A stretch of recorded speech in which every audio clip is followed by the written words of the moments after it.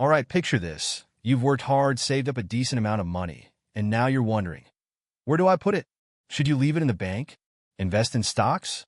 Take a risk with crypto? Or maybe spread it out? The truth is, making the wrong decision could cost you thousands, or even wipe out your savings. And with all the uncertainty in the economy, this is a question everyone needs to think about right now.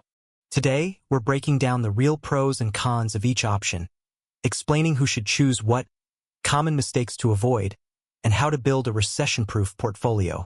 And of course, we've got real-world examples, step-by-step strategies, and practical tips so you walk away from this episode knowing exactly what to do with your money. So stay tuned. This is going to be a game changer.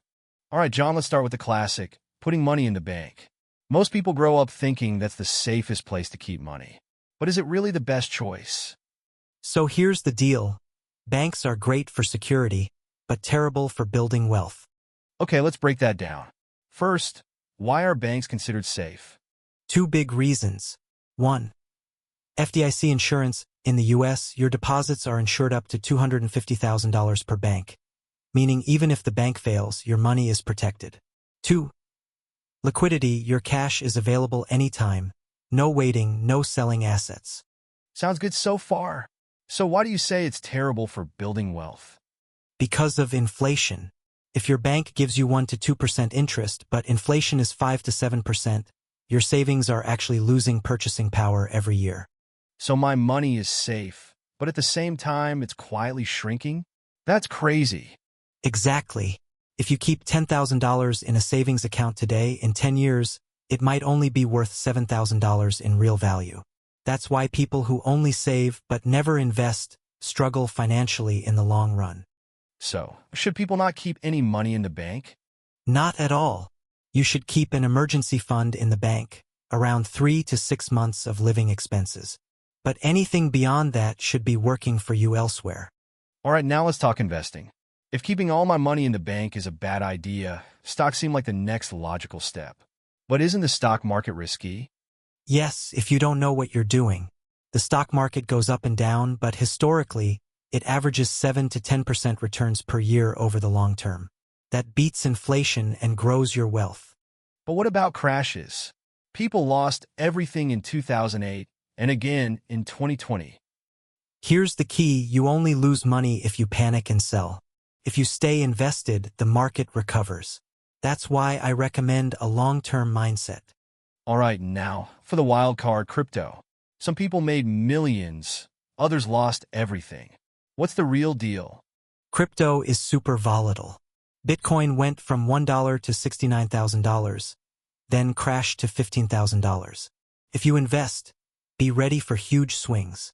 So should the average person invest in crypto?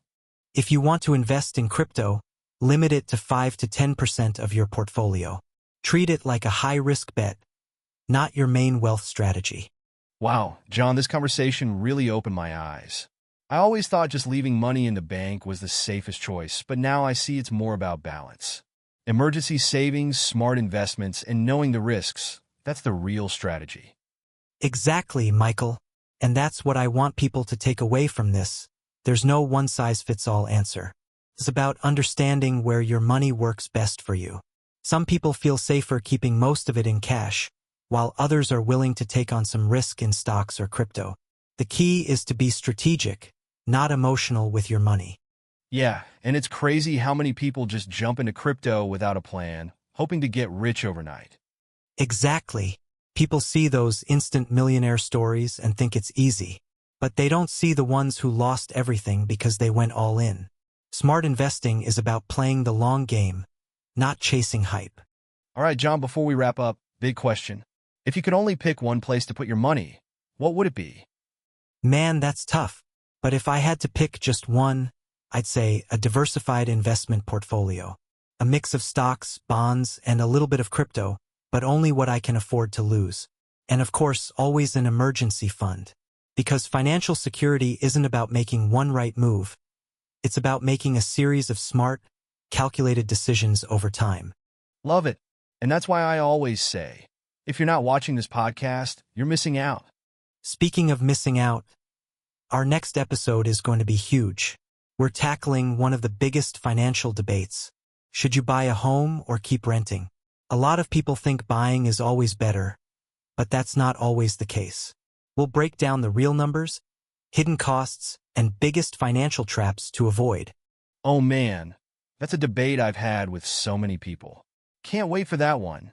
And hey, if you haven't seen our last episode on whether it's smarter to buy a house with cash or take out a mortgage, go watch it now. We broke down the pros, cons, and strategies to get the best deal. You need to see this before making any big financial moves. Seriously, if you're thinking about buying a home, that episode is a must-watch. And finally, if you got value from today's conversation, hit that subscribe button, turn on notifications, and join our community. Every week, we break down the financial questions that really matter so you can make the smartest money moves. And don't forget, drop a comment below. How are you protecting your money? Are you leaning toward savings, stocks, or crypto? Let's hear your take.